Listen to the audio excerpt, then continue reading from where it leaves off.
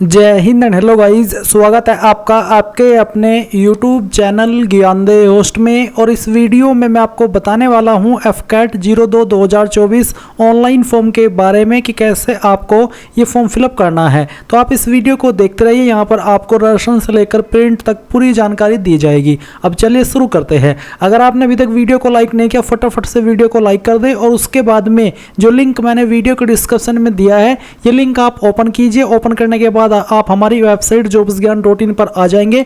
यहाँ पर आने के बाद में आपको जानने को मिलेगा कि इसमें 304 वैकेंसी निकाली है। एज लिमिट 20 से 26 साल के बीच रखी गई है। सैलरी यहाँ पर आपको जो दी जाएगी वो भी आप चेक कर सकते हैं। इसके अलावा फॉर्म आप लोग 30 मई 2024 से लेकर के 28 जून 2024 तक भर पाएंगे। कौन सी ब्रांच के लिए कितनी वैकेंसी और क्या क्वालिफिकेशन चाहिए वो सब आप यहाँ पर डिटेल में चेक कर सकते हैं। ये सभी जानकारी चेक करने के बाद में आप इंपॉर्टेंट लिंक के सेक्शन में आएंगे और अप्लाई ऑनलाइन लिंक ओपन करेंगे। ये लिंक ओपन करने के बाद आपके सामने कुछ ऐसा इंटरफेस आएगा। यहाँ पर आ जाने के बाद में आपको इसमें साइन अप के ऊपर क्लिक करना है। साइन अप के ऊपर क्लिक करने के बाद में यहाँ पर गाइज आपको आपका नाम 10th के सर्टिफिकेट के अकॉर्डिंग एंटर करना है। पूरा नाम आपको यहाँ पर एंटर करना होगा। इसके बाद में आप आपकी ईमेल आईडी एंटर करेंगे एंड देन आपका मोबाइल नंबर आप एंटर करेंगे। इसके बाद आपको जनरेट ओटीपी के ऊपर क्लिक करना है। देन आपके यहाँ पर नंबर के ऊपर और ईमेल के ऊपर ओटीपी जाएगा। पहले आप यहाँ पर ईमेल वाला ओटीपी डालेंगे, फिर आपको मोबाइल वाला ओटीपी यहां पर डालना है। ये कैप्चा कोड फिल करना है एंड देन साइन अप के ऊपर क्लिक करना है। अब गाइज आपका रजिस्ट्रेशन हो जाएगा और आपको आपकी जीमेल के ऊपर एक ईमेल सेंड की जाएगी जिसमें कि आपका एक रैंडम पासवर्ड आपको दिया गया होगा। आप यहां पर जो आपने अभी ईमेल आईडी रजिस्टर की है वो डालेंगे एंड जो पासवर्ड अभी आपको ईमेल के थ्रू मिला है वो पासवर्ड आप यहां पर डालेंगे। ये कैप्चा कोड फिल करेंगे एंड देन साइन इन के ऊपर क्लिक करेंगे। इसके बाद में आपको यहां पर रिसेट पासवर्ड का ऑप्शन मिलेगा। आपको यहां पर एक पासवर्ड क्रिएट कर लेना है जिसमें कि कम से कम एक इंग्लिश का कैपिटल लेटर, स्मॉल लेटर, कोई स्पेशल कैरेक्टर 7 डिजिट होना चाहिए। तो इस तरह का पासवर्ड आप यहां पर बना लेंगे एंड उसको बनाने के बाद में आप दोबारा डाल करके वेरीफाई करेंगे और फिर आपको रिसेट पासवर्ड के ऊपर क्लिक करना है। इसके बाद आप देखेंगे पासवर्ड रिसेट सक्सेसफुली। अब आपको ओके करना है। ओके करने के बाद में गाइज आप यहां पर लॉगिन हो जाएंगे। तो आप देख लीजिए आपको FCAT के लिए अप्लाई करना है या फिर NCC के लिए अप्लाई करना है। तो जिसके लिए भी अप्लाई करना है उसी के नीचे आपको सिलेक्ट के ऊपर क्लिक करना है। अब आपके सामने इंस्ट्रक्शंस आएंगे, आप इन सभी को चेक करेंगे, यहाँ पर टिक करेंगे। इसके बाद में सेव एंड कंटिन्यू के ऊपर क्लिक करना है। यहाँ पर आती है आपकी पर्सनल डिटेल, जहाँ पर गाइज आपका कैंडिडेट फादर नेम मांगा है। ये नाम भी आपका 10th के सर्टिफिकेट के अकॉर्डिंग ही होना चाहिए और पूरा नाम आपको यहाँ पर एंटर करना है। इसके बाद में गाइज आप यहाँ पर देखेंगे कैंडिडेट मदर नेम, तो आपको यहाँ पर आपकी माता जी का नाम भी 10th के सर्टिफिकेट के अकॉर्डिंग एंटर करना है। एक सवाल यहाँ पर है, have your name been officially changed after class 10th, यानी कि क्या आपका नाम 10वीं के बाद में ऑफिशियली चेंज हुआ है। अगर हाँ तो यस, नहीं तो आपको नो करना है। इसके बाद गाइज यहाँ पर अगर आप अपनी सेकेंडरी ईमेल आईडी देना चाहते तो आप वो दे देंगे, नहीं तो आप इसको खाली भी छोड़ सकते हैं। फिर आता है कैंडिडेट्स विजिबल आइडेंटिफिकेशन मार्क, आपकी बॉडी के ऊपर वो निशान जिससे आपकी बॉडी की पहचान होती है। अब ये निशान आपकी बॉडी के ऊपर कहीं पर भी हो सकता है, तो उस मार्क के बारे में यहाँ पर आप लिख देंगे। अगर कोई मार्क नहीं है आपकी बॉडी के ऊपर तो आप यहाँ पर नो मार्क लिखिएगा। फिर आता है are you habitually wearing glasses, यानी कि आपको ग्लासेस पहनने की आदत है। अगर हाँ तो यस, नहीं तो आप नो करेंगे। ये आपकी चॉइस के अकॉर्डिंग आपको आंसर करना है। इसके बाद में यहाँ पर आता है आईडी प्रूफ टाइप, तो आपको यहाँ पर कोई एक आईडी सेलेक्ट कर लेनी है। जो भी आईडी आपने सेलेक्ट किया है फिर उसका नंबर आपको यहाँ पर एंटर करना है। अब आता है PABT CPSS स्टेटस, तो आप व्यू इन्फॉर्मेशन के ऊपर क्लिक करके इसके बारे में जानकारी डिटेल में जान लेंगे।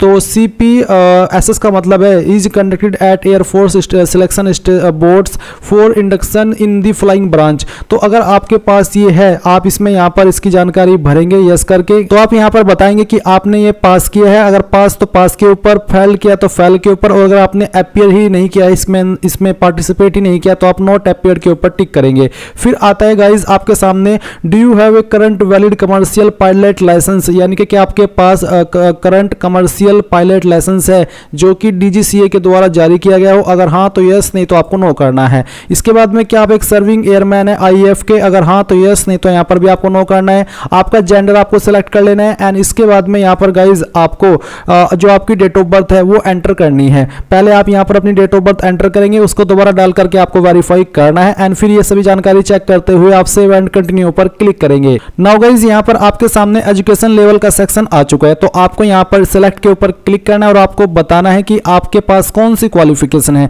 क्वालिफिकेशन की जानकारी अगर अभी तक आपको अच्छे से मालूम नहीं है तो आप तो चेक एलिजिबिलिटी क्लिक यार, आप इसके ऊपर क्लिक करके डिटेल में अपनी एलिजिबिलिटी चेक कर सकते हैं। तो पूरी की पूरी जानकारी आपको क्वालिफिकेशन की दी गई है एंड फिर इसके अकॉर्डिंग आपको सिलेक्ट कर लेना है कि आपके पास क्या है। मेरे पास यहाँ पर 12वीं है और प्लस ग्रेजुएशन है, तो मैं इसको सिलेक्ट कर लेता हूँ। इसको सिलेक्ट करने के बाद में यहाँ पर आते हैं सिलेक्ट ग्रेजुएशन लेवल, तो जो आपका ग्रेजुएशन का लेवल है वो क्या है वो आपको बताना है। अब यहाँ पर ये ऑप्शन ABCD क्या है, इसके बारे में आप कंफ्यूज हो रहे होंगे, तो चलिए ये भी यहाँ पर आप देख लीजिए। तो आप व्यू डिटेल्स के ऊपर क्लिक कीजिए और व्यू डिटेल्स के ऊपर क्लिक करने के बाद में आपको जानने को मिलेगा जैसे कि ग्रेजुएट ऑप्शन ए जो है इसमें क्या क्या क्वालिफिकेशन आती है और कौन सी क्वालिफिकेशन आती है। तो इसमें आती है BTech जो कि आपकी मिनिमम 4 ईयर ग्रेजुएशन डिग्री होनी चाहिए, या फिर cleared section and AB examination जिसमें कि ये वाली क्वालिफिकेशन एंड ये सभी डिसिप्लिन जो इंक्लूड है वो किए गए हैं।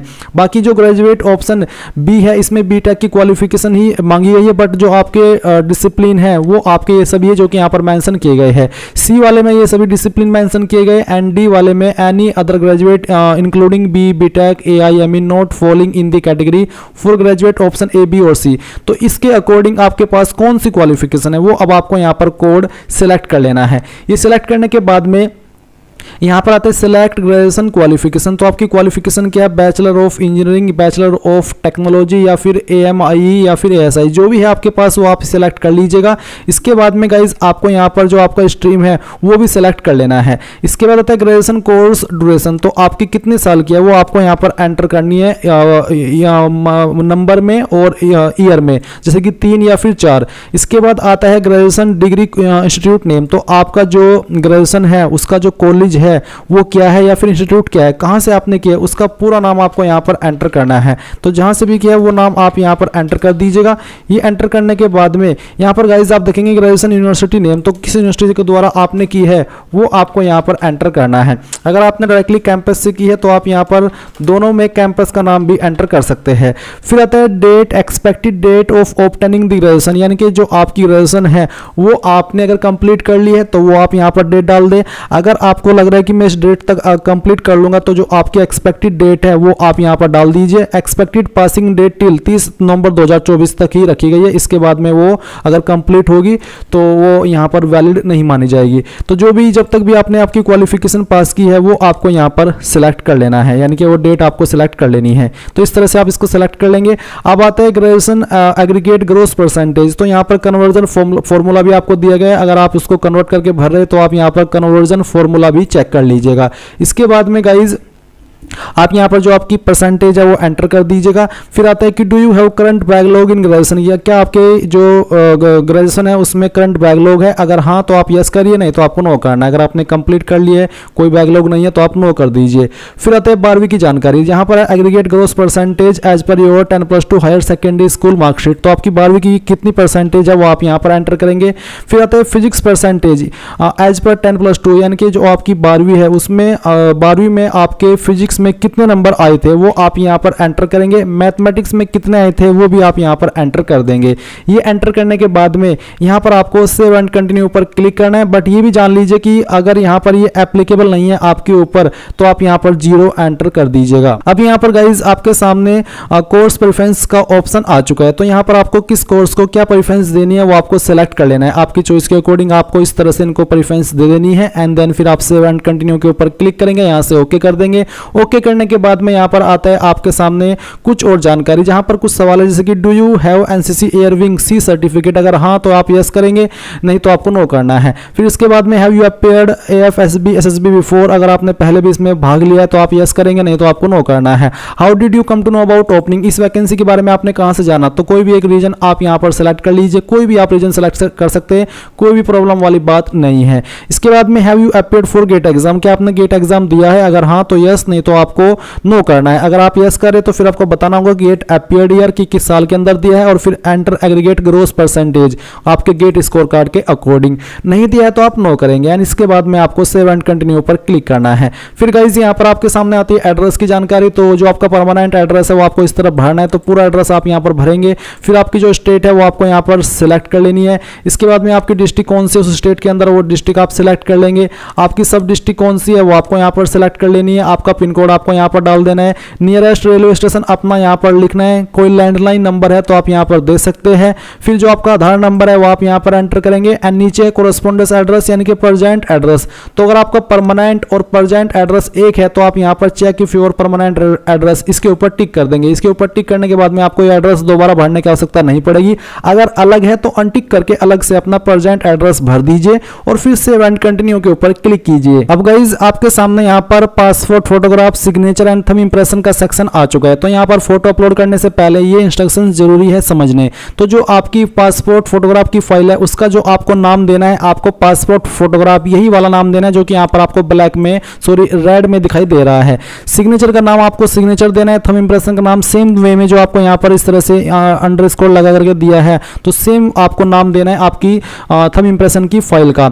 एंड कैसा फोटो हो आप देख सकते हैं, सैंपल इमेज है। कोई आपको स्लेट पकड़ने के लिए इस बार नहीं बोला। नॉर्मली इसमें आपको बोला जाता था कि आपको चेस्ट के सामने स्लेट को होल्ड करना है, अपना नाम, डेट ऑफ बर्थ लिख करके, बट इस बार ऐसा यहाँ पर कुछ नहीं है। सैंपल इमेज आपको दे दिया है। आप यहाँ पर ब्राउज फाइल के ऊपर क्लिक कीजिए और जहां पर भी आपकी फोटो फाइल है दिए गए इंस्ट्रक्शंस के अकॉर्डिंग वो आपको फाइल यहाँ पर सिलेक्ट करनी है। फोटो फाइल सिलेक्ट करने के बाद में अगर आप यहाँ पर इसको इमेज करेक्शन करना चाहते तो आप कंटिन्यू टू इमेज करेक्शन इसके ऊपर क्लिक करेंगे। इसके ऊपर क्लिक करने के बाद में इस तरह से अगर आप उसको एडजस्ट करना है, क्रॉप करना है तो आप कर लीजिए।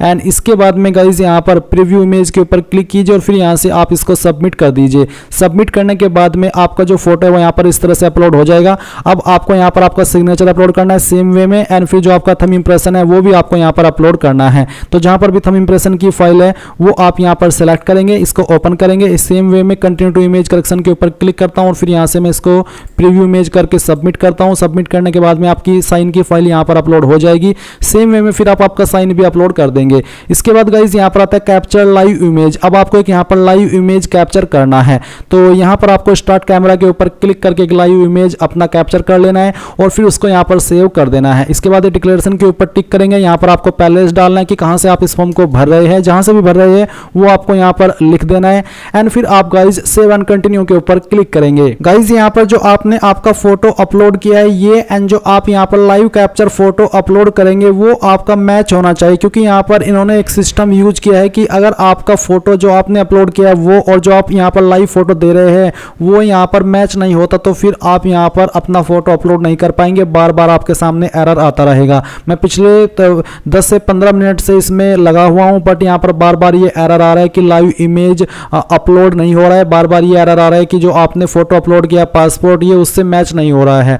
अब इसलिए आपसे कह रहा हूँ कि आपको एक लेटेस्ट फोटो करंट लेना है अपना और वो यहाँ पर अपलोड करना है और फिर उसके बाद में तुरंत आपको यहाँ पर आपका सेम कपड़ों में यहाँ पर ये जो लाइव फोटो है वो कैप्चर करना है, तभी जाकर के आप इस फोटो को अपलोड कर पाएंगे, अन्यथा आपके सामने ये प्रॉब्लम आती रहेगी। एंड जैसे आप इसको कंप्लीट करेंगे तो अब आपको यहाँ पर सेव एंड कंटिन्यू के ऊपर क्लिक करना है। अब आपके सामने यहाँ पर सिलेक्ट एग्जाम सिटी प्रेफरेंसेस का ऑप्शन आ चुका है। तो यहाँ पर सबसे पहले आप स्टेट सेलेक्ट करेंगे कि आप कौन सी स्टेट को पहली प्रेफरेंस देना चाहते हैं, वो आप यहाँ पर सेलेक्ट कर लीजिए। ये सिलेक्ट करने के बाद में आप यहाँ पर उसकी कौन सी सिटी को प्रेफरेंस दे रहे हैं वो आपको यहाँ पर सिलेक्ट कर लेना है। फिर सेकंड चॉइस आप किस स्टेट को देना चाहते हैं वो आप सेलेक्ट करेंगे एंड फिर उसकी कौन सी सिटी को आप प्रेफरेंस दे रहे हैं वो आपको सेलेक्ट करना है। थर्ड चॉइस आप कौन सी स्टेट को दे रहे हैं वो आपको सेलेक्ट कर लेना है और फिर उसकी कौन सी सिटी को आप प्रेफरेंस देना चाहते हैं वो भी आप सेलेक्ट कर सकते हैं। आप चाहे तो एक ही स्टेट सेलेक्ट कर सकते हैं सभी में, बट उसकी जो सिटी है वो अलग अलग आपकी होनी चाहिए। तो यहाँ पर मैंने यूपी और यूके सेलेक्ट किया है तो चलिए हम यहाँ से रुड़की सेलेक्ट कर लेते हैं। फिर इसके बाद में आपको जो अगली प्रेफरेंस है स्टेट की वो दे देनी है और फिर आप यहाँ पर सेव एंड कंटिन्यू के ऊपर क्लिक कर लेंगे। अब गाइज आपके सामने यहाँ पर आपके फॉर्म का फाइनल प्रीव्यू आ चुका है, यानी कि जितनी भी जानकारी आपने भरी है आप यहाँ पर इन सभी को चेक कर सकते हैं। अगर आपको लगता है कोई जानकारी गलत हुई है तो आप यहाँ पर बैक में जाकर के उसको एडिट कर सकते हैं, नहीं तो आप यहाँ पर save and proceed to payment इसके ऊपर क्लिक कर दीजिए। देन गाइज यहाँ पर फिर से सभी जानकारी आपके सामने आएगी। आप कंफर्म डिटेल्स के सेक्शन को देखेंगे और फिर आपको यहाँ पर नीचे टिक करना है और फाइनल सबमिट के ऊपर क्लिक करना है। अब आप यहाँ से ओके कीजिए। ओके करने के बाद में आप यहाँ पर आ चुके हैं मेन पेज पर। अब आपको अपना पेमेंट गेटवे सेलेक्ट करना है तो चलिए पेमेंट गेटवे फर्स्ट में सेलेक्ट कर लेता हूँ। इसमें आपको ये सभी ऑप्शन मिलेंगे फीस को जमा करने के। फिर आप यहाँ पर पे के ऊपर क्लिक कीजिए। इसके बाद में आपको बोला वी आर प्रोसेसिंग, तो बेसिकली आपको पेमेंट के पेज पर ट्रांसफर कर दिया है।